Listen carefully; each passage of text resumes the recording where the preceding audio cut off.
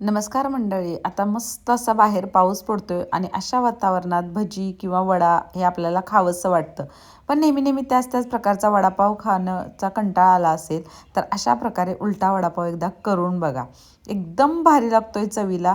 तर काय करायचं आहे बघा, ब्रेड घ्यायचं. मग ते छोटे-मोठे कोणत्याही साईजचे चालतात. इथे मी छोट्या साईजचे ब्रेड होते माझ्याकडं, ते घेतलेत.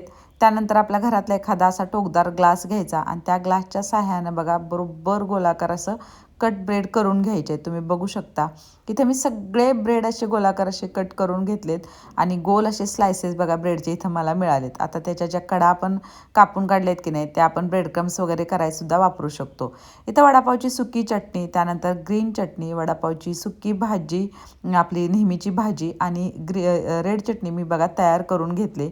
बॅटरसाठी बघा इथं बेसन पीठ घ्यायचं आहे. त्याच्यामध्ये तांदळाचं पीठ 2 चमचे घालायचं आहे. हळद चवीपुरतं, मीठ आणि चिमूटभर खायचा सोडा घालायचा आहे. सगळं मिक्स करायचं आहे आणि थोडं-थोडं पाणी घालायचं आहे बघा. एकदम असं पाणी ओतायचं नाही आहे.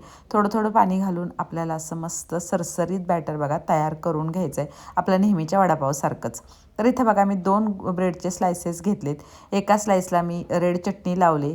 त्यानंतर दुसरी जी स्लाईस आहे की नाही ब्रेडची त्याला मी बघा इथं ग्रीन चटणी पसरवून घेतले त्याच्यावरती. आता वडापावची ही सुकी चटणी आहे की नाही ती पण त्याच्यावरती अशी पसरवून घ्यायची आहे. तुम्ही बघू शकता.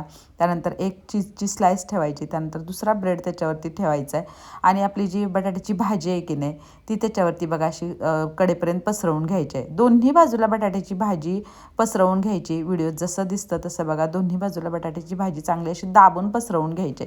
इथं मी सगळ्या ब्रेडच्या अशा स्लायसेसला बटाट्याची भाजी वगैरे पसरवून घेतले. सगळं आपलं तयार करून ठेवलं आहे. त्यानंतर बॅटरमध्ये हे बघा असं घोळवून घ्यायचं आहे. व्हिडिओमध्ये जसं दिसतंय तसं आपल्याला हे घोळवून घ्यायचं आहे आणि अगदी कडकडीत तेलात बघा मस्त असे आपल्याला हे उलटे वडेपाव तळून घ्यायचे आहेत. तर एका वेळेस मी इथं फक्त एकच वडापाव घातला आहे कारण आपल्याला तळायला मग सोपं जातं आहे.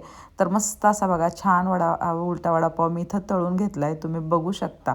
तर सगळे जे वडे मी इथं बनवलेले आहेत की नाही ते सगळे वडे बघा मी इथं पहिल्यांदा तळून घेतलेत. मस्त असे वडे झालेले. दिसायला सुद्धा एवढे टेम्पटिंग दिसत होते बघा हे उलटे वडेपाव. मस्त एकदम. तुम्ही कधी खाल्लाय का मला नक्की सांगा. आता सर्विंगसाठी पण एकदम बघा मस्त असं करून घ्यायचं आहे. तर इथं मी बघा एका वडापाववरती रेड चटणी, त्यानंतर त्याच्यावरती ग्रीन चटणी, त्यानंतर वडापावची सुकी चटणी घातली.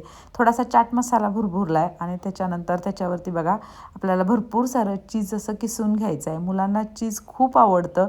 त्यामुळे चीज भरपूर असं किसून घ्या आणि इतकं सुंदर दिसतंय बघा दिसायला. हे असं बघूनच लगेच असं खावासा वाटतोय. त्यानंतर मधून असं मी कट करून घेतलंय. तर आतमधल्या ज्या लेयर्स आहेत की नाही बघा त्यासुद्धा खूप सुंदर दिसत होत्या. नक्की एकदा या पद्धतीनं करून बघा आणि सबस्क्राईब केलं नसेल तर तेवढं सबस्क्राईब